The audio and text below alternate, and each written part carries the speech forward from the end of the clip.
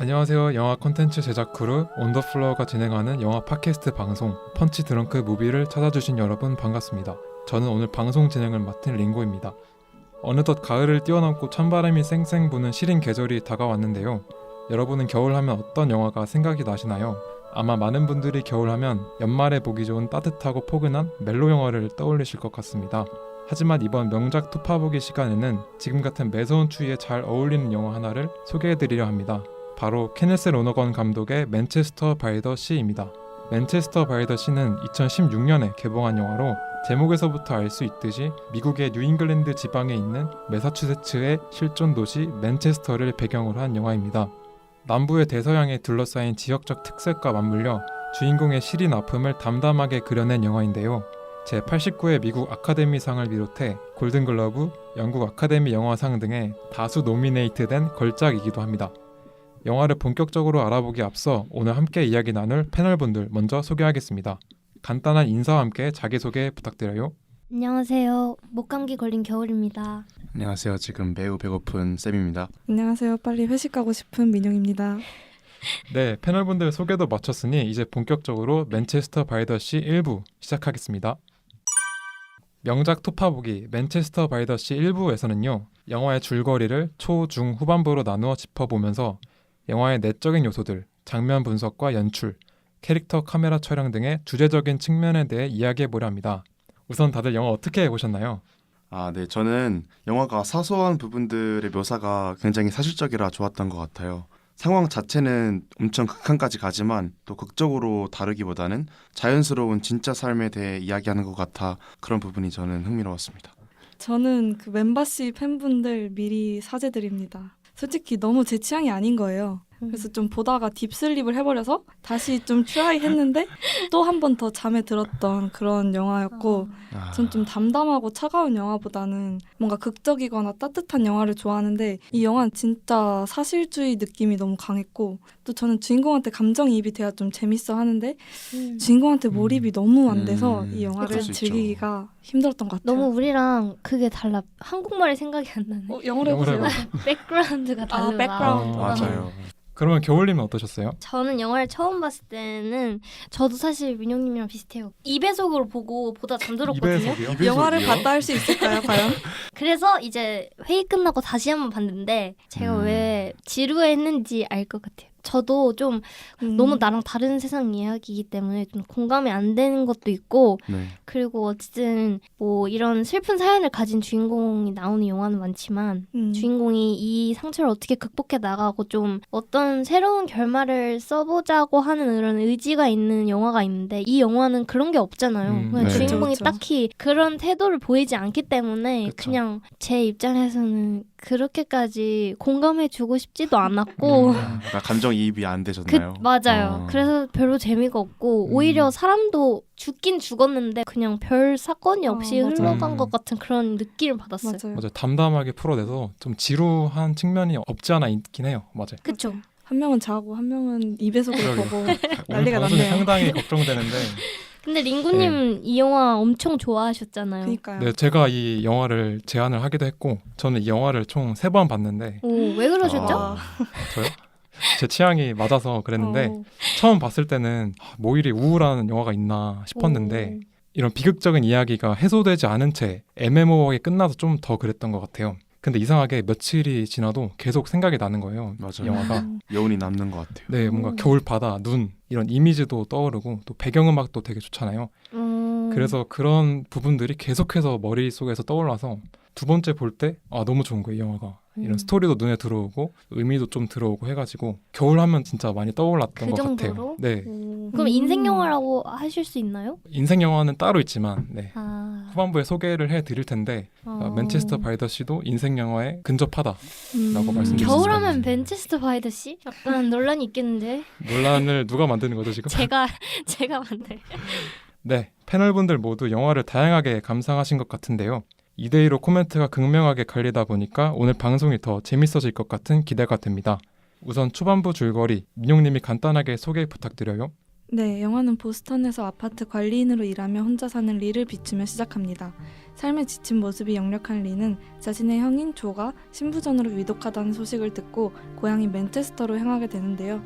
결국 그는 형의 임종을 지키지 못하고 조카 패트릭을 만나 형의 장례를 준비하게 됩니다. 초반부에 흥미로웠던 장면이나 연출이 있으셨나요? 민용님부터 말씀해 주세요. 저는 그 초반부부터 중반부까지 인물들이 F워드를 너무 쓰는 거예요. 계속 막 어쩌고 이거 말해도 되나요? 뭐 상관없지 않을까요? 어쩌고. 맞아. 그래서 인물들 성격이 오히려 더 잘 드러났던 것 같고 약간 이런 어조 때문에 더 사실적으로 느껴지지 않았나. 하지만 그래도 몇 번 나온지는 너무 궁금했다. 맞아. 다음 볼 땐 한번 세보시는 걸로 그러면. 네. 저는 리에 대한 더 구체적인 설명이라는 게 없이 그냥 이제 리가 일하는 장면에서부터 시작이 되잖아요. 근데 되게 뭐라고 표현하더라? 그 직업을? 자벽부라고 자벽부. 하죠. 자벽부. 자벽부? 제니터. 영어로 하자면. 영어 잘하시네요. 왜 이러지? 아까 백그라운드라고 하시길래. 오늘 영어 쓰나요? 다? 네, 제니터 한 자벽부 일을 하면서 사람들한테 약간 좀 모욕당하는 그런 장면들이 나오는데 그때부터 약간 별로 이 영화랑 멀어졌어요. 어떤 부분에서 좀 별로였나요? 뭐 구체적인 주인공에 대한 설명이 없었는데 주인공이 모욕당하는 장면이 나오는 게 제 입장에선 그렇게 친절하게 느껴지진 그쵸, 않았어요. 맞아요. 영화가 어떤 식으로 영화가 흘러갈 건지 뭔가 느낌이 이런 불친절하고 좀 우울한 영화구나.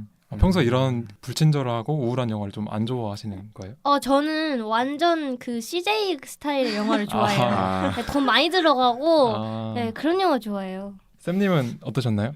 네, 저도 관리인으로 일하던 장면들이 생각이 많이 나는데 그 망가진 것들을 고치는 일을 하는 거잖아요. 자벽부가. 네. 하지만 정작 망가져 있는 거는 리 자신이라는 생각이 들어서 오. 또 그런 장면들이 처음부터 굉장히 인상 깊게 다가왔던 것 되게 같습니다. F 같은 F 맞습니다.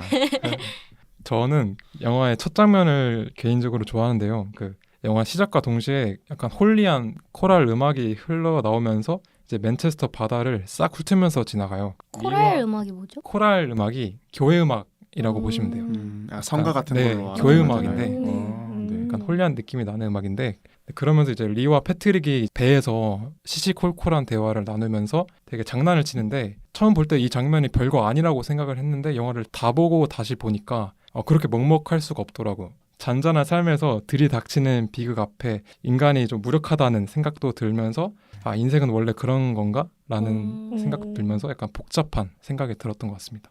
좋습니다. 초반부부터 음악적인 연출이 눈에 많이 띄었던 것 같아요. 이러한 연출은 다들 어떻게 느끼셨나요? 저 같은 경우는 아까 코랄 음악이라고 하셨나요? 네네 맞아요. 그런 클래식스러운 음악들이 이렇게 눈으로 덮인 겨울 맨체스터 풍경들을 비춰주기도 하잖아요. 그럴 때는 되게 아름답게 느껴지기도 하면서 다른 장면에서 보면 작품 속에서 일어나는 그런 끔찍한 일들을 플래시백으로 보여줄 때도 또 비슷한 종류의 음악이 쓰인단 말이에요. 그때는 어떤 아름답기보다는 그런 홀리한 음악이 리의 그 형언할 수 없는 감정을 그대로 보여주는 것 같아서 되게 큰 역할을 했다고 생각을 합니다. 음악. 되게 대조되면서 뭔가 강조되는 맞아요. 느낌이죠. 비극이. 네. 맞아요. 저도 쌤님이랑 좀 비슷하게 느낀 것 같은데 뭔가 오프닝 시퀀스에서부터 그 압도하잖아요. 홀리한 사운드가 이제 바씬이랑 고향으로 향하는 씬까지 이제 가는데 이게 되게 드라이한 영화인데 음악적 연출이 다양해진 느낌? 근데 저는 사실 이런 음악 때문에 더 잠이 잘 왔던 것 같아요. 자장가로 네, 들었군요. 약간 점점 빠져든다. 잘 빠져드셨군요. 네. 아무튼 근데 이제 그 이후에 리가 고향으로 돌아와서는 비극적인 상황을 맞이할 때 음악이 또 끊기잖아요. 그래서 그런 것도 좋았던 게 비극적인 현실을 직시해야 하는 느낌? 네, 그래서 좋았던 것 같습니다. 네, 겨울님은 어떠셨나요? 전 사실 음악에 그렇게까지 큰 생각을 하지 않고 봤는데 지금 와서 생각해보니까 좀 그렇게 드라이하지 않은 음악이 쓰여서 더 일상적인 비극이라고 느낄 수 있었던 것 같아요. 네, 오히려 막 엄청 어둡고 단조 느낌의 그런 음악들이 쓰였으면 더 무거워졌을 수도 있는데 그렇죠. 적당히만 무거울 수 있도록 역할을 해준 것 같아요. 네 맞아요. 저는 이런 생각도 들었어요. 코랄이 교회 음악이고 보통 용서받을 수 없는 자가 마지막으로 찾는 대상이 신이잖아요. 네. 그래서 코랄 음악이 신으로 은유된다고 생각을 했고 음. 신이 뭔가 리를 위로해준다? 이런 느낌이 들었고 반대로 이야기하면 현실 속에는 아무도 리를 위로해 줄 수 없다. 그는 위로받을 수 없는 자가 되었다라는 생각이 좀 들었습니다. 심층적인 분석이네요. 혹시 감사합니다. 종교가 있으신가요? 종교 없습니다. 네. 관심을 많아가지고. 네. 네, 근데 저 진짜 코랄 음악도 오늘 처음 알았어요. 저는 약간 이거를 클래식이라 해야 되나, 뭐 오페라라 해야 그러니까. 되나, 뭐지 했는데 코랄 음악이었군요. 네, 형 조의 죽음을 대하는 리와 패트릭의 태도에 대해서도 말해볼 수 있을 것 같아요. 일단 저부터 말씀드리면 저는 조의 죽음이 이미 10년 전부터 예견이 돼 있었잖아요. 네. 그래서 리와 패트릭 모두 약간 드라이했던 반응이었던 것 같아요. 약간 올게 왔다는 반응이어서 네. 둘 다 뭐 눈물을 흘리지도 않고 서로 욕만 하고 이래서 뭔가 그랬던 것 같습니다. 쌤님은 어떠셨어요? 저 같은 경우는 그 영안실에 패트릭이 이제 가잖아요. 네. 네. 거기에서 그냥 패트릭이 딱 보기만 하고 바로 발걸음을 돌려서 나가는데 그 장면이 뭔가 드라이한 표현들의 집합체 같은 장면이 아니었나.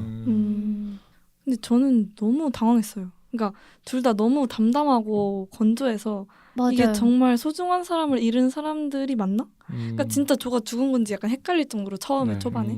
그래서 이 사람들은 어떻게 이렇게 죽음에 담담할 수가 있는 거지? 하면서 좀 의문이 많이 들었고 진짜 슬프지가 않아서 저러는 건지 아니면은 자기가 슬픈지도 모르는 상태인 건지 좀 그게 계속 궁금했습니다. 저가 느끼기에는 리는 형이 죽은 거를 예견하고 있어서 그런 것도 있지만 네. 좀 원래 사람 자체가 좀 맞아요, 그런 맞아요. 사람인 것도 음, 있는데다가 힘든 상황을 계속 겪고 있는 거잖아요. 그렇죠. 그래서 네네. 슬퍼할 겨를이 없어 보였고 맞아요. 그리고 일단 이 조카를 이렇게 떠안게 됐으니까 그것도 고민이 많아 보였고 근데 저는 오히려 패트릭은 영안실에서 들어가서 그냥 바로 막 나오잖아요. 네네. 네. 그게 오히려 그 나이 또래 아이 같아서 더 좋았어요. 뭔가 네. 아이가 가가지고 막 아빠가 이제 토병을 오래 하시다가 돌아가셨지만 어쨌든 오열하면서 아빠가 영안실에서 막 가지 말라고 하고 뭐 이런 약간 심파 같은 그런 장면보다 오히려 더 받아들이기가 사실 힘들잖아요. 아빠가 죽겠다는 맞아요. 생각을 그쵸. 잘 못하니까. 그래서 오히려 더 다가왔던 것 맞아요. 같아요. 네, 좀 먹먹한 그런 느낌을 더 살려줬던 그쵸, 것 그쵸. 같아요. 네. 그리고 사춘기 소년이 딱 그럴 법한 맞아요. 행동이어서 맞아요, 네. 맞아요. 네, 중간중간 코믹한 지점들도 꽤나 있었던 것 같아요. 이런 드라이한 유머들 어떻게 다가오셨나요? 저는 약간 헛웃음이 나오는 드라이한 유머들이 좀 많았던 것 같은데 사실 저한테는 웃음 타율이 그렇게 막 높지는 않았어요. 약간 너무 건조해서 그냥 어이가 없어서 웃음이 나오는 네, 네. 그런 느낌이었어요. 맞아요. 막 빵 터지는 건 없었고 약간 그죠. 티키타카 하면서 이렇게 중간중간에 살짝 피식 웃음이 나오는 지점들이 좀 있었던 것 같아요. 타카가 네. 있었다. 근데 이거를 뭔가 코믹이라고 보기에는 그쵸. 좀 완전 블랙 코미디죠. 블랙 진짜. 코미디. 블랙 코미디 중에서도 엄청 드라이한 맞아요. 그런 느낌의. 제가 느끼기에는 그냥 서로 이렇게 얘기를 주고받고 막 욕도 서로 하고 그렇게 하는 게 좀 천박해 보였어요. 천박하다. 천박하다. 왜냐면 이제 영화 속에서도 계속 나오지만 교육을 많이 받고 자랄 수 있는 상황도 네네. 아니고 환경도 아니고 그런 가정이 아니잖아요. 네네. 네. 그러니까 오히려 더 그게 단적인 예가 되지 않았나? 약간 문화 차이인 것 같다는 생각도 했어요. 그 우리나라는 동방 예의지국답게 뭐 욕이나 이런 거 절대 하면 안 되잖아요. 그쵸. 어른한테. 근데 맞아요. 미국은 그냥 서로 그냥 맞아요, 그 용어를 맞아요. 계속 쓰니까 약간 이질적이라고 좀 느꼈던 것 같아요. 그래도 미국 애들도 막 그렇게 하지 않진 그것도 않을까요? 심하긴 한데. 그렇죠. 예. 또 뭐 사람 바이 사람인 걸로. 네, 지금까지 맨체스터 바이 더 시의 초반부에 대해 다양한 이야기를 나누어 보았는데요. 이제 중반부로 넘어가 볼까 합니다. 중반부 줄거리 쌤님이 소개 부탁드릴게요. 리는 장례식을 본격적으로 준비합니다. 그 과정에서 조가 유언장에 자신을 패트릭의 후견인으로 지정했음을 알게 되는데요.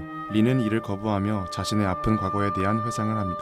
한편 패트릭은 자신의 친모에게 연락을 취하고 친구들을 만나며 상황을 개선시키고자 합니다. 중반부에는 더욱 활발한 과거 회상과 함께 전개가 가속화되는데요. 중반부에서 흥미로웠던 장면이나 연출이 있으셨나요? 일단 쌤님부터 말씀 부탁드려요. 저 같은 경우는 불에 타서 아이들이 이렇게 죽고 리가 경찰총으로 자살하는 장면이 그 한꺼번에 한 노래로 묶이면서 이어져요. 그냥 5분 정도로 묶이는데 그 장면이 가장 어떤 감정적인 클라이맥스가 아닌가 싶더라고요. 저는 진짜 맞아요, 맞아요. 숨을 쉴 맞아요. 수가 없었어요. 저는 맞아요. 그 장면에서. 영화를 다 보고 나면 딱 한 장면만 꼽자면 딱 그 부분이 좀 떠오르는 것 같아요. 네. 맞아요. 그래서 네. 영화 전반부에는 막 되게 건조한 사람인 줄 알았는데 알고 보니까 이제 회상 씬에 나오면서 아 이런 엄청난 일을 많이 겪어서 이렇게 그쵸. 됐구나 네, 이런 그쵸. 이해가 되는 부분. 맞아요. 원래는 그렇게 맞아요. 웃을 수도 있고 화낼 수도 있고 그랬던 그쵸. 사람이었는데 근데 자신의 뭐 딱히 감정을 그렇게 철이 있는 표현하는데 스타일은 아닌 것 약간 같아요. 철이 없는데 유쾌하긴 했던 그러니까. 사람이었는데 그렇죠. 이렇게까지 네. 이런 스타일은 아니었는데. 적어도 자신의 감정을 표현하는데 되게 능했던 사람이란 건 저희가 맞아요. 알 수가 있잖아요. 그쵸. 그게 너무 대조가 되니까. 맞아요. 그렇죠. 네, 민용님은 있으셨나요? 저도 그 리의 집이 불타는 장면이 제일 인상이 깊었던 장면인 것 같은데 근데 저는 오히려 너무 갑작스러워서 약간 좀 당황했어요. 이게 진짜 일어난 일이 맞나? 약간 꿈을 이렇게 표현했나? 하면서 이게 뭐지? 처음에는 그래서 더 와닿지가 않았던 것 같은데 근데 진짜 비극은 원래 갑자기 찾아온다고 하잖아요. 그래서 또 어떻게 보면 현실적으로 다가왔던 것 같기도 하고 네. 그리고 아까 말씀해주셨던 그 코랄 음악 여기서도 네네. 깔린 게 맞나요? 맞아요, 맞아요. 그것 때문에 저는 뭔가 더 비현실적인 느낌이 강하게 느껴졌어요. 그러니까 뭔가 그냥 네. 사실적으로 보여주면은 아 이게 진짜 일어난 현실이구나 하는데 그런 음악을 넣어서 뭔가 비현실적이었던 것 같은 느낌? 또 그렇게 된 이유에는 플래시백의 연출 스타일도 좀 있었던 것 같은데 네. 이게 변호사와 리가 서로 이제 대화를 할 때 중간중간에 계속 들어가거든요. 플래시백이.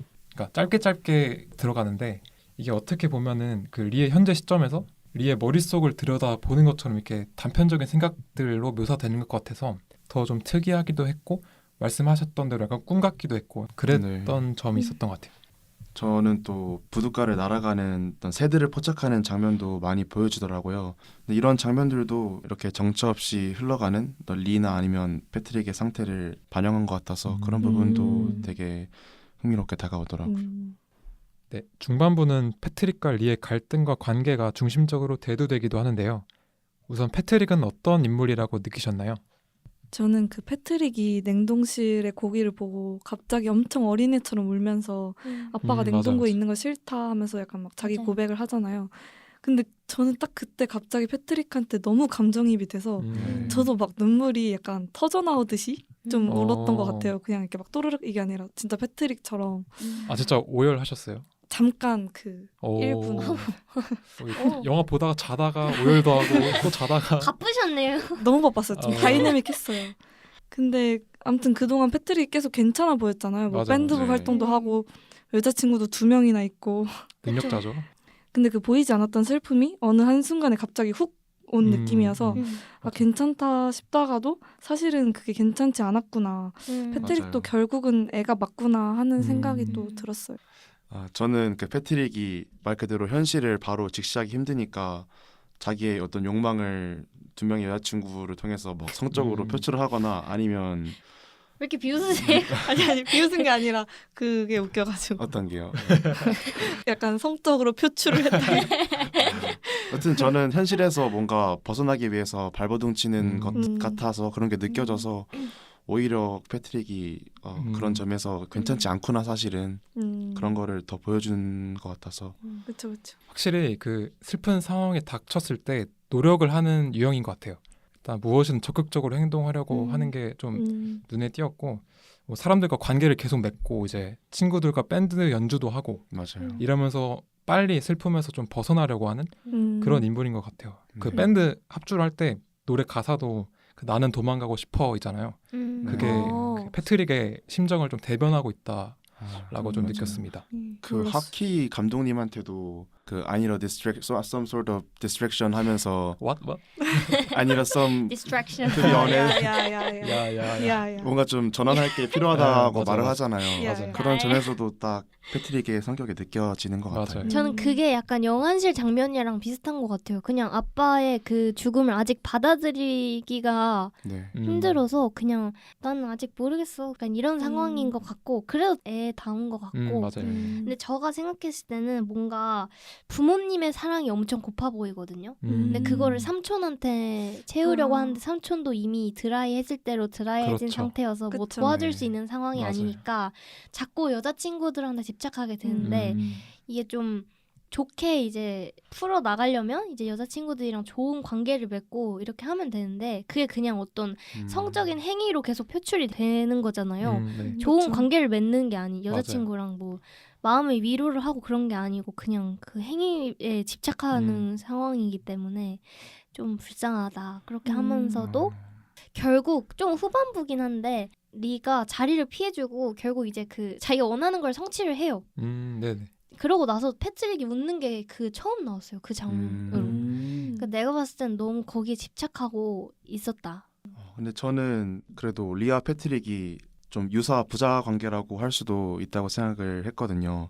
또 패트릭은 아버지를 잃었고 또 리는 자신의 아이들을 잃은 거잖아요. 네. 그렇게 해서 부자 관계가 형성이 되기도 하고 또 패트릭도 어머니와 지금 떨어져 살고 있고 리 또한 와이프가 그를 떠난 상태로 자신한테 없는 부분들이 굉장히 유사하단 말이에요. 그런 점에서 리와 패트릭이 서로의 부족한 부분을 채워주는 존재라는 생각이 들었어요. 그렇게 안 보이는 것 같아도. 근데 전 반대로 다른 영화였으면 이런 식의 스토리가 맞는데 그쵸. 이 영화에서는 좀 아니었던 것 같아요.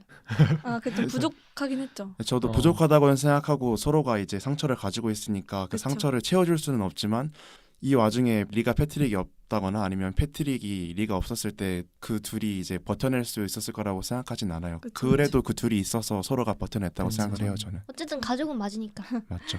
저는 이게 스토리에 대한 각자의 취향이라고 생각해요. 맞습니다.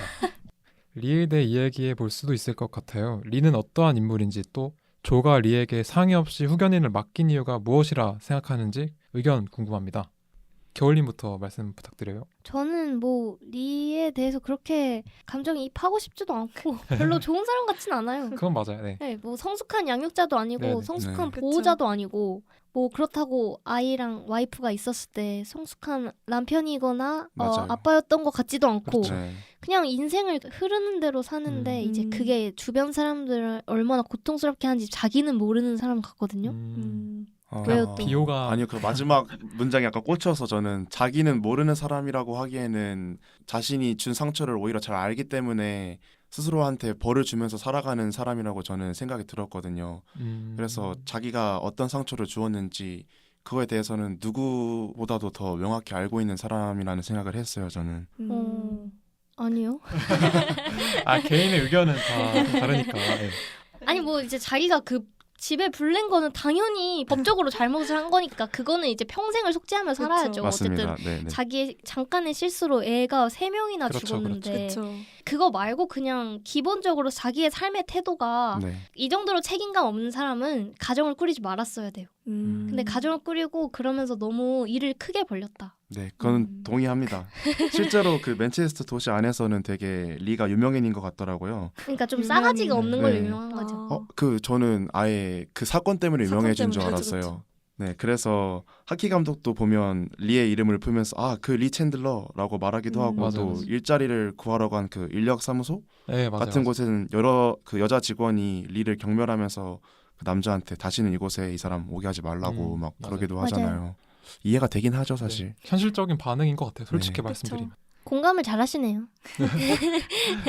네, 민용님은 어떠셨어요? 저도 뭐 다들 그러시겠지만 인간적으로 그냥 리가 마음에 안 들죠. 그러니까 물론 맞아요. 사람마다 그럴 수 뭐 다 스토리가 있고 개인 사정이 있겠지만 건조해도 너무 건조하다 이렇게 느꼈고 맞아요. 인간의 그 촉촉함을 다 잃은 느낌? 촉촉함. 촉촉함. 아, 사회성도 너무 떨어지고 맞아요. 그러니까 너무 비관적인 사람 같았어요. 그러니까 어쩔 수 없겠지만 네. 그리고 저는 또 너무 복합적인 감정이 들었던 게 진짜 끔찍한 실수를 했고 어떻게 해도 용서가 안 되는 거잖아요. 근데 또 계속 보다 보니까 보면 볼수록 뭔가 안타깝기도 하고 안쓰럽기도 하고 그러니까 그거에 계속 매몰되어서 살아가는 게 그렇죠. 네, 그런 감정이 들었습니다. 저도 민용님 말씀에 공감을 하는 게 이 사람은 어떻게 보면 최악의 실수로 인해서 내면이 황폐화된 사람이라고 느꼈어요. 네. 정상적인 감정 기능마저 마비된 사람이라고 느꼈는데 기계적으로 밥벌이만 할 뿐 어떤 생기도 느껴지지 않는 그렇죠. 그런 사람이라고 느껴서 사람 자체는 밉기는 한데 동시에 또 연민도 느껴지는 그런 인물이었던 것 같습니다. 네. 근데 리가 과거에 와이프랑 처음 나오는 씬에서 네. 그 아기들을 되게 오랜만에 보는 것 같던데 직업이 뭐였는지 나오나요? 직업이 뭐였는지 구체적으로 나오진 않는데 낚시하다가 돌아와서 이제 아기들을 반기잖아요. 아, 직업이 아니라 그냥 낚시하러 간 거였군요. 직업이 낚시꾼이었다고 제가 알고. 아, 낚시. 진짜요? 진짜요? 그러니까 직업은 나오진 않는데 아, 그 사건이 있고 난 후에는 이제 자벽부 일을 하는데 뭐 그 그렇구나. 전에 직업은 그쵸. 나오지 않아요. 뭐였을까? 제가 봤을 때는 애기들이랑 되게 오랜만에 만나는 것 같은 느낌이었거든요. 네. 그리고 육아를 보통 이제 아빠들이 아침 일찍 나갔다 늦게 들어오면 애기를 이제 볼 시간이 많이 없고 애기는 자고 있으니까 자는데 깨우지 말라고 해도 깨우거든요. 맞아요, 그런 맞아요. 느낌이 딱 들었어요. 그래서 뭐지? 밖에서 일을 하고 있나 음. 보다 이런 생각이 들었는데 뭔지는 안 나왔군요. 굉장히 인생을 즐기는 사람은 맞는 것 같아요. 술 먹으면서 이제 좋게 좀 말하면 즐기는 예. 거고 아주 나쁘게 말하면 무책임한 거죠. 못된 행동이죠. 그리고 코카인도 했다고 했지 않나요? 그쵸. 친구들하고 코카인도 했다고. 네. 예. 근데 지금 그거 왜 안, 그런 잡, 거예요? 안 잡혀가요? 아니 와이프도 있는 집에 예. 애 셋이 지금 다 미취학 아동이잖아요. 그렇죠. 근데 네. 친구 한 2명 데려온 것도 아니고 네. 뭐 대여섯 명 데려와가지고서는 당구 치고 네. 그게 뭐 하는 근데 행동이죠? 남자들은 로망이긴 해요. 그 친구들 불러가지고 근데 이게 잘했다는 게임하고 거는 아니지만 잘한 건 아니지만 그렇죠. 그 행동은 정말 잘못됐지만 뭐 친구들 불러서 이제 맥주 한잔 하고 코카인도 하고. 코카인도 코카인은 하고 그것도 하고 로망인 좀 건가요? 백그라운드를 좀 근데 이제 대신 고려해야 되지 와이프도 않을까. 집에 있어야 되고 그건 이제 아닌데 뭐 애기들도 셋이나 있는 집에 집이 이제 넓으니까 굳이 새벽에 데려와가지고 그런 게 코카인은 좀 로망이시군요. 아니- 잘못했네요. 네, 잘못했네요. 제가 잘못했네요. 네. 인정하겠습니다. 네, 이야기하다 보니 공감과 위로에 대해 많은 이야기가 오간 것 같은데요. 패널분들은 각자 상실의 슬픔이 찾아올 때 사람들과의 관계 속에서 적극적으로 위로를 얻으려고 하는 패트릭에 가까운가요? 아니면 관계를 끊고 스스로를 고립시키는 리에 가까운 편인가요? 저는 패트릭이 가까운 것 같아요. 그러니까 어떤 슬픈 일이 있으면 뭔가 그걸 잊기 위해서 사람들을 만나고 위로를 받으려고 하는 그런 편인데, 그러니까 그런 슬픔을 나누라고 있는 게 친구가 아니겠습니까? 오. 그러니까 물론 사람들하고 시간을 보내면서 슬픔을 잊고 있다가도 뭔가 딱 혼자 남게 됐을 때 그 슬픔이 갑자기 크게 다가오기도 하더라고요. 근데 스스로를 고립시키면 아무래도 뭔가 슬픔에 무뎌져서 그거를 풀어낼 시간도 없이 이렇게 꽉 막아놓는 느낌? 네. 그런 게 있었던 것 같아요. 그럼 민용님은 친구들한테 슬픈 일이 있을 때 다 털어놓는 편이신가요? 네. 약간 그럴 것 같아요. 근데 쌤님도 그러시죠? 근데 사실 저는 일단 처음부터 리와 패트릭이 크게 다르지 않은 인물이라고 생각을 했거든요. 오히려 둘 다 감정을 안에 품으려고 하는 좀 폐쇄적인 종류의 사람이라는 생각이 우선 들었고요. 그쵸, 패트릭의 처음에는. 경우 아버지의 죽음이 좀 예상되어 있기도 했고 또 친구들에 둘러싸이다 보니 위로를 받은 것처럼 보이지만 사실 그냥 덤덤한 척 애써 이제 맞아요. 삶을 살아가는 음. 괜찮은 척을 하는 것 같았고요. 저 같은 경우는 슬픔에 대해서 말로 표현하거나 좀 글로 옮기는 게 슬픔을 해소하는 데 도움이 되게 많이 되더라고요. 그래서 좀 글로 옮기면서 제가 느끼는 어떤 슬픔을 직면하고 이해하려는 노력을 많이 하는 것 같고, 그게 또 빠른 회복에 도움이 많이 되는 것 같아요. 친구들의 위로가 필요하다기보다는 제 얘기를 어떤 들어줄 수 있는 한 명의 친구만 있으면 그걸로 저는 됩니다. 저도 되게 공감을 하는 게 이게 슬픔이 닥쳤을 때 머릿속으로만 생각을 하면 그게 뭔지 잘 모르거든요. 근데 네. 글로 적다 보면 그 뭔지가 정확하게 드러나가지고 맞아요. 이게 뭔지 모를 때 더 답답하잖아요. 근데 그 정체를 아니까 더 회복되는 시간이 좀 빨라지는 것 같아요. 그래서 글 쓰는 게 굉장히 좋은 것 같고 저는 개인적으로 음악 듣는 것도 좋아해서 음악 좋아하시니까. 슬플 때 뭐 재즈 음악 듣거나 하면은 기분이 되게 빨리 좋아져서 그런 방법을 많이 사용을 하는데, 그래도 어느 정도의 그런 혼자만의 시간을 갖고 나서는 사람들과 그 관계를 맺는 것이 좀 더 일상으로 쉽게 복귀할 수 있을 것 같아서 네, 그 시간 다음에는 좀 사람들을 만나는 편인 것 같아요. 그럼 두 분은 중립이시네요. 근데 어떻게 보면 어떻게 그런 보면 거죠. 반반이죠, 네. 반반. 반반.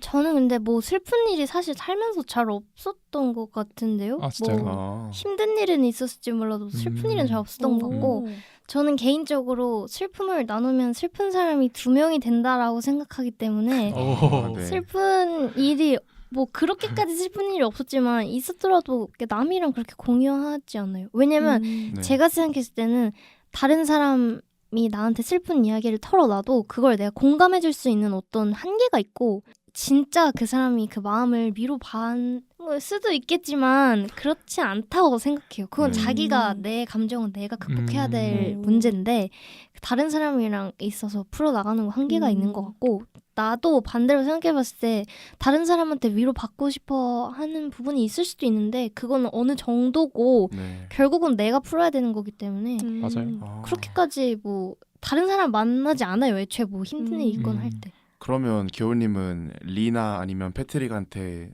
그 관점에서 솔루션을 준다면 뭐가 그러니까 있을까요? 이 사람들은 솔루션, 그러니까 지금 이렇게 슬퍼할 시간이 없어요 지금. 시간이 그러니까, 없다. 그러니까 이 사람 저도 약간 리랑 패트릭이 둘 다 그 이 슬픔을 다루는 법을 잘 모른다고 생각하는 그쵸, 사람인데 약간 회피형의 기질이 좀 맞아요, 강한 것 맞아요. 같아요. 네, 네. 이거 약간 덮어놓고 그냥 없던 일처럼 하고 그냥 난 내 인생 살게 이렇게 하지만 사실은 슬픈 게 맞잖아요. 그쵸. 그러니까 적절하게 애도 기간을 가지고 다 같이 슬퍼하고 그리고 일단 리랑 패트릭이 주요 인물인데 둘 사이에도 사실 대화하는 장면이 그렇게 길게 안 나와요. 맞아요. 네. 둘 사이에 대화가 부재한 것 같고 그리고 리랑 그 전 와이프 사이에도 못다한 이야기가 많은 것 같거든요. 네. 그래서 좀 세 사람이 서로 이제 이야기하는 시간을 많이 가져야 된다. 그쵸. 그렇게 생각을 해요. 그쵸. 그리고 당장 아침에 6시에 기상해서 미라클 모닝 한 다음에 손잡고 항상 조깅하고 패트릭이랑 같이 한 다음에 일 갔다가 와가지고 와. 유산소 1시간 하고 바로 쓰러지듯이 잠들면은 괜찮아질 겁니다. 와우. 제가 원하던 답이었습니다. 아침에 명상도 하고 이제 명상해야죠. 아침을 깨우는 50분 해가지고. 그쵸. 약간 자기만의 방식대로 그걸 극복을 하면 되는데 이제 둘은 좀 아닌 것 같다. 그러니까 좀 그러니까 리가 막 자기 주먹으로 유리창을 깨고 막 퍼브에서 사람들 네. 막 패고 근데 이게 괜찮은 방법이 맞나 싶었어요. 저는 이렇게 고립시키는 아니죠. 게 그쵸. 그러니까 그 사람들을 회피하면서 자기를 고립시키고 있었던 거죠. 근데 리는 그 일반적인 슬픔의 정도가 아니고 그걸 뛰어넘는 어떤 극한의 맞죠. 슬픔인데 네. 그쵸. 그런 상황이 되면 나도 미라클 모닝을 할 수 있을까? 내가 과연? 저는 아니라고 생각을 해서 그러니까 적절한 애도 기간을 가지고 일상으로 복귀. 근데 얘는 그 기간 없이 복귀를 하려고 하니까 닫고 있는 거죠. 얘 애도도 제대로 되지도 않고 일상도 망가져 가는 거죠. 그러니까 적절 애도 기간을 가질 만큼 가지고 빠른 일상으로의 복귀. 근데 리는 그게 계속 안 된다고 절규를 하잖아요. 6시 안 일어나고 마지막 대사 중에서 I can't beat it, I can't beat it 하면서 이걸 이겨낼 수가 없다고 계속 얘기를 하는데 그렇다고 사람을 때려요? 사람 때리는 거 잘못됐지 그거는. 네. 둘이 대화하면 이제 무한 굴레가 되는 거예요. 알겠습니다. 네, 중반부까지 다양한 이야기를 나누어 보았는데요. 이제 가장 클라이맥스인 후반부로 넘어가 볼까 합니다. 후반부 줄거리는 어떻게 되나요? 네, 리는 여전히 자신의 과거 때문에 힘들어하고 패트릭은 결국 자신의 어머니를 만나게 됩니다. 그러나 엄마의 남편으로부터 자신을 받아줄 수 없다는 연락을 받게 되고 여자친구인 샌디로부터 위안을 얻습니다. 리는 장례식에서 마주쳤던 랜디를 길에서 다시 만나 대화를 하게 되고 이후 술집에서 술에 취해 두먹다짐을 하다 끝내 조지 부부에게 패트릭을 입양시키는 결정을 내리게 됩니다. 흥미롭거나 인상 깊었던 장면이 있었나요? 네, 쌤님부터 말씀 부탁드려요. 저는 후반부에 패트릭이 계속 아버지를 냉동고에 보관해 놓는 거를 굉장히 이제 싫어하잖아요. 그래서 아버지를 묻을 수 있을 만큼 땅에 녹았는지 확인하는 장면과 또 결국 봄이 되어서 아버지가 땅에 묻히는 장면이 굉장히 좋았는데요. 이렇게 얼어붙었던 땅이 녹아야 비로소 아버지도 냉동고에서 해방이 돼서 이제 땅에 묻힐 수 있는 거잖아요. 그래서 난 상처가 얼어붙었던 땅처럼 녹아내릴 수는 없겠지만 그래도 아버지가 가족묘에 안착되는 장면을 보니까 조금의 희망은 볼 수 있었던 것 같아서 이 부분이 굉장히 좋았습니다. 네. 저는 패트릭 엄마가 좀 흥미로웠는데 저는 사실 패트릭을 내칠지 몰랐어요. 저도요. 근데 패트릭의 엄마의 의견이 반영이 된 거겠죠? 그 이메일에? 그렇죠. 그쵸? 그렇다고 생각해요. 근데 뭐 둘 다 진짜 좋은 어른은 아니다. 뭐 어쨌든 패트릭도 지금 아빠를 잃고 진짜 힘든 상황을 겪고 있는데 그거를 자기도 약물이랑 뭐 알코올 중독으로 어렸을 시절을 보냈었잖아요. 근데 맞아요. 그거를 어쨌든 극복하려고 자기는 의지를 가지고 새 삶을 살면서 패트릭의 인생은 한 번도 되살펴지지를 않는 거잖아요. 네. 그게 진짜 나쁜 엄마다. 그쵸. 민용님은 어떠셨어요? 저는 이 영화가 그 바다에서 시작해서 바다로 끝난다는 게 되게 좋았어요. 네. 사실 바다라는 공간이 되게 깊고 어둡다는 점에서 좀 인간의 슬픔이랑 비슷하지 않나 뭐 이런 생각이 들었고 왠지 모르겠는데 여기서 나오는 바다는 되게 어두워 보이는 느낌? 네, 제가 좋아하는 바다들은 좀 이렇게 밝은 해운대, 느낌인데 해운대 같은 느낌. 일수 되게 청량하고 좀 맞아요. 청량한 느낌인데 여기는 진짜 깊을 것 같다. 그쵸. 이런 맞아, 느낌이 아무도 들었어요. 없고 네. 고독하고. 네. 하늘도 막 우중충하고 좀 맞아요. 그런 맞아요. 느낌이 좀 있죠. 링고님은 또 인상 깊었던 장면이 있었나요? 네, 저는 역시나 이 리와 랜디의 재회신이 가장 기억에 남는데요. 음. 일단 두 배우 연기가 너무 훌륭했어요. 맞아요. 그 부분에서 저도 살짝 눈물이 조금 났는데 특히 레이첼을 연기한 미셸 윌리엄스의 이런 솔직한 고백이 너무 마음이 아팠고 네, 너무 좋았습니다. 그리고 랜디가 자신이 했던 말을 사과하잖아요. 근데 네. 그 했던 말이 나오진 않는데 그 얼마나 심한 말이었는지 약간 짐작은 가는 부분이고 또 랜디가 리를 이렇게 용서를 하려고 하는데 이미 리는 스스로를 용서할 수 없는 자가 돼버려서 그 점도 좀 마음이 아팠습니다. 보트의 상징성에 대해 이야기해 볼 수도 있을 것 같아요. 다들 어떻게 보셨나요?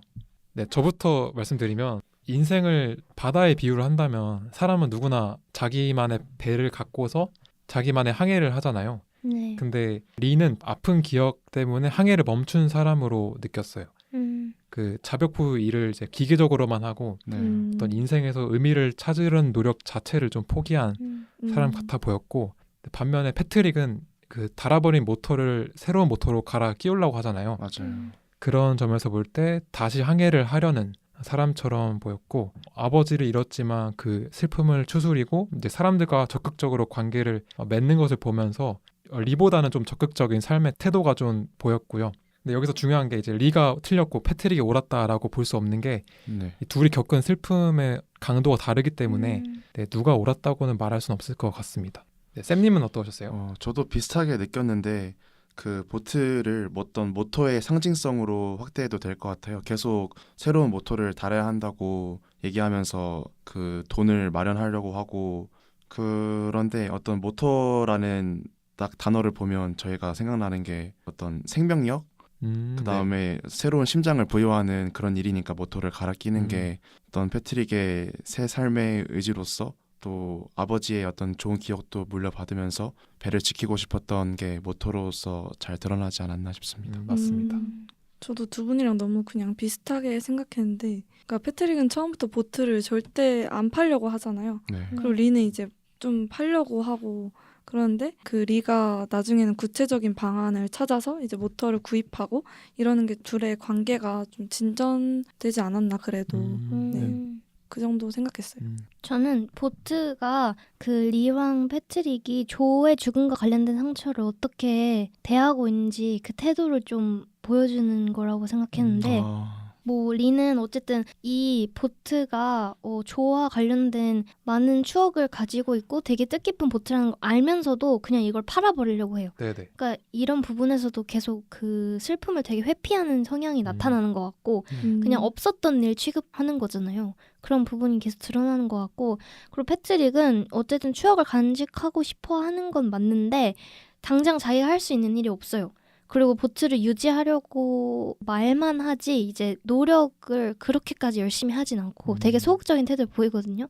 근데 아빠의 죽음에 있어서도 일단 뭐 아빠의 죽음에 자기가 느끼고 있는 무력감도 있을 거고 그 부분에 대해서 되게 상처도 많이 받았지만 소극적인 태도를 어쨌든 유지를 하죠. 그래서 그런 부분들이 그냥 조의 죽음에 관련된 태도랑 비슷하다. 둘 다 소극적이었다. 약간 이런 말씀이신가요? 네, 한 명은 그냥 회피를 했고 한 명은 그냥 할 수 있는 게 없기도 하고 그냥 가만히 있었죠. 네. 마지막으로 결말부에 대해 이야기해 볼까 하는데요.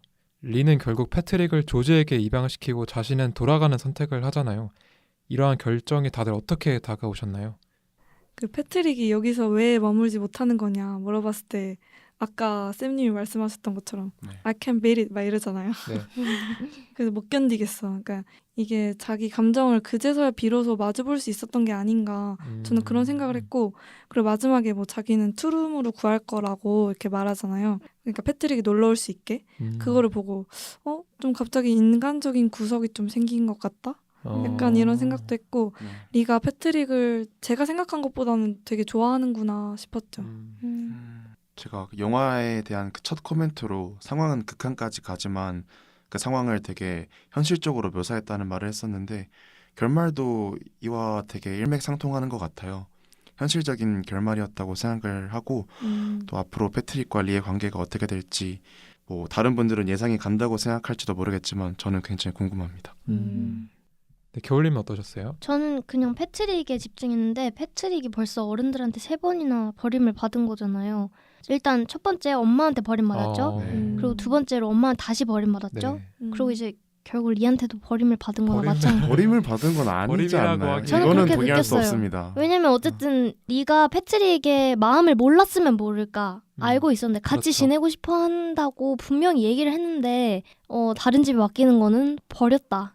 버렸다는 말 굉장히 상당히 불편하네요. 저는. 야박하신데 그럼 어떻게 그러니까 뭐 패트릭은 그렇게 느낄 수 있죠. 리는 그냥 나 패트릭의 입장에서 아, 패트릭 입장에서는 전 패트릭도 네, 그럴 수 그렇게 있죠. 느끼지 않았을 거라고 생각을 해요. 마지막에 그 공 이제 캐치볼을 하면서 얘기하는 거 아, 들어보면 마음 풀린 거예요? 굉장히 그렇죠. 마음이 풀렸다기보다는 패트릭도 상처는 받았지만 성장하면서 어쩔 수 그 없다는 거 어른이 알겠죠. 됐고 그러니까 제가 보기에는 패트릭이 아직 어려서 그 리의 상처를 아직 이해를 못해서 그런 게 아닐까.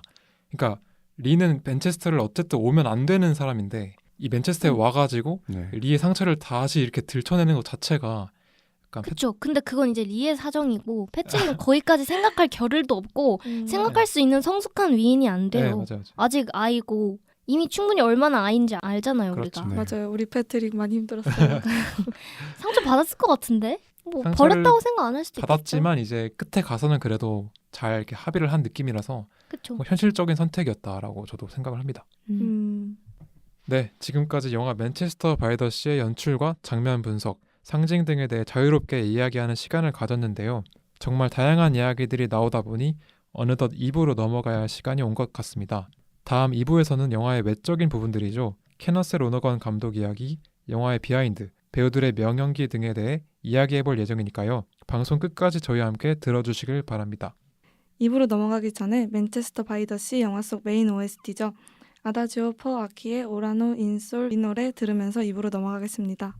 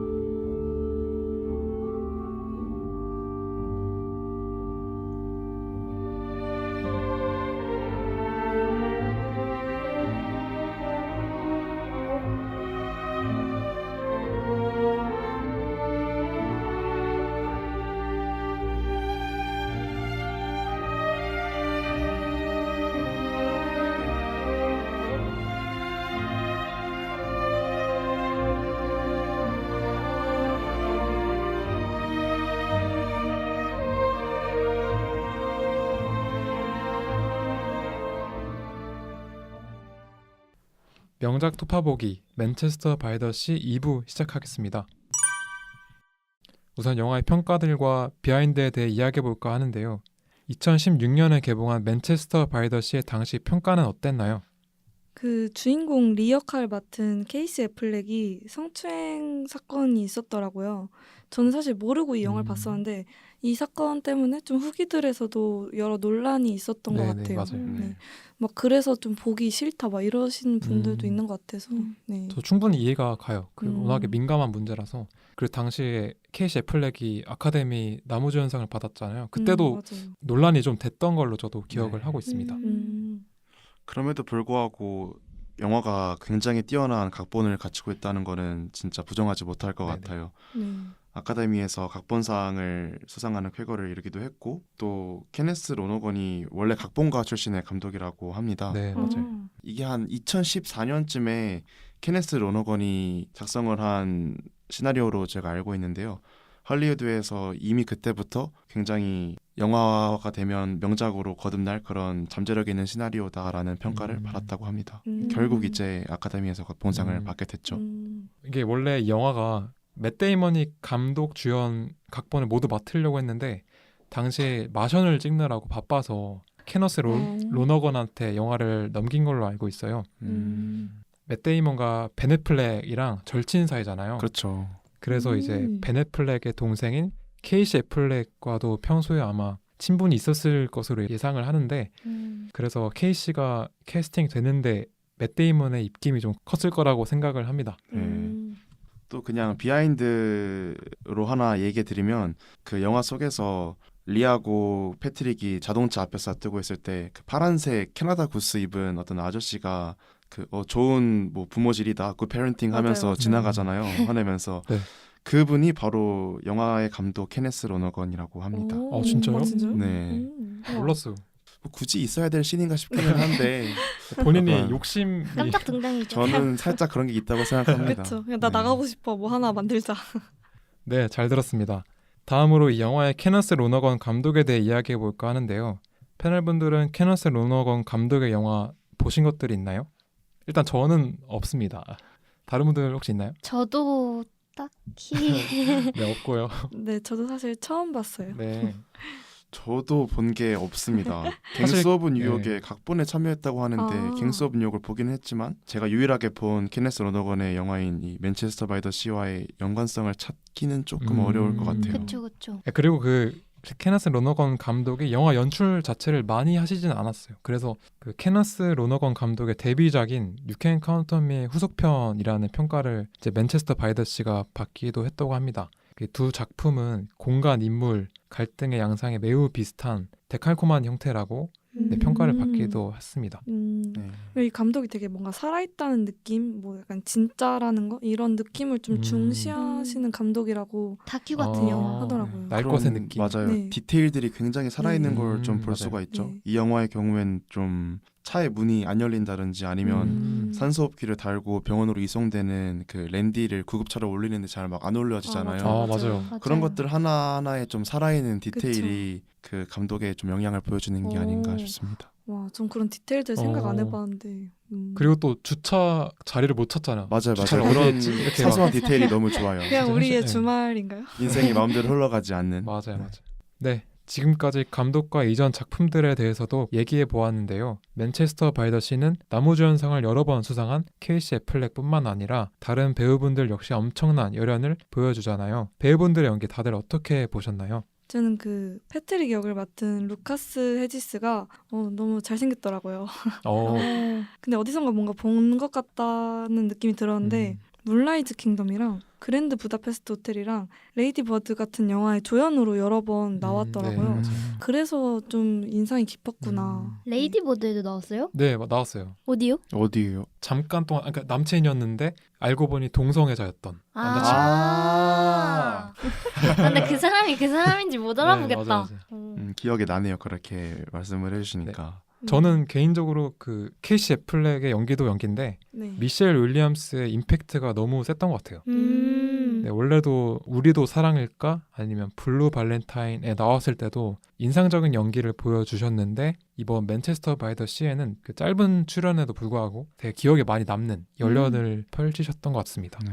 결국 케이시 애플렉 얘기를 안 할 수가 없다고 생각을 그렇죠. 하는데 허스키한 보이스도 그렇고 날 것 같은 외양도 영화랑 굉장히 잘 어울리고 또 눈빛이 항상 죽어 있잖아요. 정말 눈빛으로 연기를 한다는 게 이런 말이구나 하는 그런 연기를 보여준 게 아닌가 싶습니다. 맞습니다. 네. 저는 케이시 애플렉 배우를 여기서 처음 봤는데 아 정말요? 네. 그래서 더 오히려 그냥 동네 아저씨 같아서 더 몰입이 잘 됐던 것 같아요. 완전 현실적인. 네, 네. 막 차라리 맷 데이먼이 나왔으면 아, 맷 그렇죠. 데이먼이구나 네. 했을 텐데 이 아저씨 누구야 이렇게 될 수 있었죠. 맞아요. 개인적으로 맷 데이먼보다 훨씬 더 케이시 애플렉이 잘 어울리는 것 같아요. 맞아요. 아 그쵸. 그러면 약간 했으면 좀 잘 어울렸을 것 같은 배우들 좀 있나요? 저는 토마디 와, 굉장히 토마디. 잘 어울릴 아, 것 뭔 같아요. 토마디예요. 진짜 토마디 아무데 갖다 쓰지 말고. 그 눈빛과 저는 엄청 좋았을 것 같은데요. 아 근데 토마디는 너무 남성다워가지고 이런 드라이한 분위기가 나올 수가 없어. 그런데 이제 그런 엄청난 남성성을 가지고 있는 남자가 무너져 내리는 걸 연기했다고 생각을 해보세요. 저는 오히려 엄청 잘 어울렸을 네, 거라고 생각을 한번 생각합니다. 그랬으면 약간 근육도 많이 빼고 나왔어야 그렇죠, 그렇죠. 되겠네요.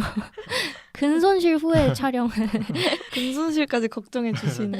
아 토마디 좋아합니다. 아 많이 좋아하세요? 네. 마지막으로 패널분들 각자 맨체스터 바이 더 시를 보면서 떠올랐던 영화가 있었나요? 있다면 자유롭게 얘기해 주시고 없더라도 비슷한 결의 혹은 추운 겨울에 어울리는 황량하고 시린 영화 하나씩 추천 부탁드릴게요.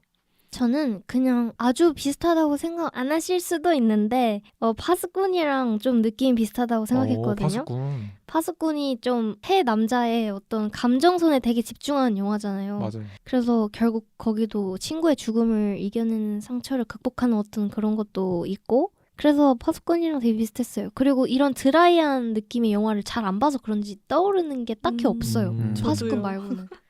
저는 개인적으로 코엔 형제의 시리어스 맨 생각이 났는데요. 오. 확실히 좀 시리어스 맨이 블랙 코미디적인 요소가 훨씬 강하긴 하지만 영화가 내비치는 어떤 삶에 대한 자세 이런 게 굉장히 비슷하다고 느꼈습니다. 오. 시리어스 맨도 굉장히 쓸쓸해요. 네, 저는 제가 가장 애정하는 영화 중 하나인 인사이드 루인이 생각이 났어요. 이 뉴욕의 겨울 풍경을 생생하게 묘사를 하고 있고 전체적으로 우울한 정조를 띠지만 컨트리 음악이 계속 흘러나와서 묘하게 따뜻한 느낌도 주는 영화여서 오늘 소개한 맨체스터 바이 더 시처럼 인사이드 루인도 여운이 되게 진하게 남는 영화라서 혹시 안 보신 분들 있다면 강추드립니다.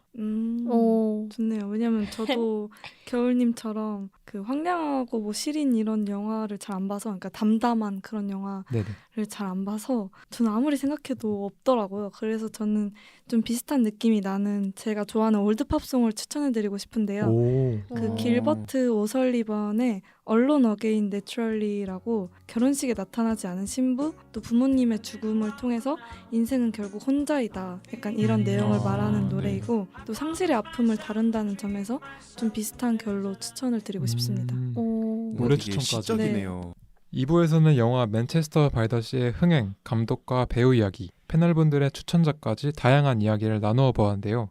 패널분들과 즐겁게 웃고 떠들다 보니 어느덧 별점을 매길 시간이 돌아왔습니다. 저희 팟캐스트 별점 방식 아시죠? 별점이 10점 만점에 5점 이하면 별로라는 의미에서 펀치, 그리고 별점이 6점 이상이면 취할 정도로 좋다는 의미의 드렁크로 구분해서 평점을 매기겠습니다. 그럼 지금까지 나눈 얘기들을 종합해서 영화 맨체스터 바이 더 시에 대한 본인의 최종 평가와 함께 영화의 별점을 매겨볼까요? 네, 일단 저는 10점 만점에 5점 펀치고요. 펀치. 네, 그 뭔가 해결책을 제시하지 않는 그냥 생각할 거리를 많이 주는 그런 영화는 오랜만이어서 뭔가 의미가 있긴 했었는데 그래도 제 취향은 아니었다. 그리고 영화를 보고 나서 저는 약간 영화가 너는 초코맛을 좋아하는구나. 근데 왜 나는 딸기 맛이 좋아? 약간 이런 식으로 하는 걸 좋아해요. 한번 부연 설명을 해주시면 설명해 주세요. 그러니까 영화 하고 싶은 말은 초코맛이 짱이야. 근데 네. 나는 아닌데? 난 딸기 맛이 짱인데? 네네. 이렇게 해서 영화랑 좀 설전을 하는 걸 좋아해요. 감독의 생각도 읽어보고 네네. 인터뷰도 읽어보면서 오 초코 맛이 좋을 수도 있겠구나 네. 이렇게 하는 영화를 좋아하는데 이 영화는 약간 이게 무슨 맛인지 맞춰봐 하고 다음 주에 계속 약간 이런 느낌이어서 약간 어쩌라고 이런 느낌을 받았다. 뭔가 메시지가 뚜렷하지가 않았다. 그쵸? 약간, 그냥 이런 주인공이 있어 이렇게 소개하고 그냥 막이 내려간 느낌. 그러니까 다큐 느낌이 좀 있긴 그쵸 하죠. 그쵸 네. 맞아요. 그쵸. 그래서 저는 좀 속이 타는 그런 영화였던 것 같고 한 줄평 상처를 소독하고 약을 바르고 아물어 가면서 딱지가 생기는 과정이 없으면 상처는 흉터를 남기게 되는 법이다. 명언이 굉장한 공감하지 명언인데요. 않은 것 치고는 굉장히 그러게요. 5점으로 펀치 날리고 이제 명언을 멋있죠? 저는 막 펀치 같은 한 줄평을 하실 줄 알았는데 갑자기 소독하지 않고 흉터를 남기는 법이다. 취하지 않으면 나올 수가 없는 건데 이게 드렁크 아닌가요? 취하진 않았어요. 취했다 웬만하면 깼나 안 봐요. 취해서. 네. 알겠습니다. 네, 저는 8점 드렁크고요. 아니 겨울하면 생각나는 영화라고 하면서 8점밖에 안 줘요? 제가 눈이 좀 높아서 아. 네, 저의 한 줄 평은 맨체스터의 겨울에는 끝내 봄이 찾아오지 않았다입니다. 오. 이제 결국에는 이제 리가 맨체스터로 돌아가서 어떻게든 상처를 극복하려는 모습이 보일까 말까 했는데 결국에는 이제 극복을 못하고 돌아가잖아요, 보스턴으로. 그쵸? 네, 그런 부분에서 볼 때 리는 여전히 상처를 극복하지 못했다라고 생각했습니다. 네, 이제 정말로 배고파진 쌤입니다.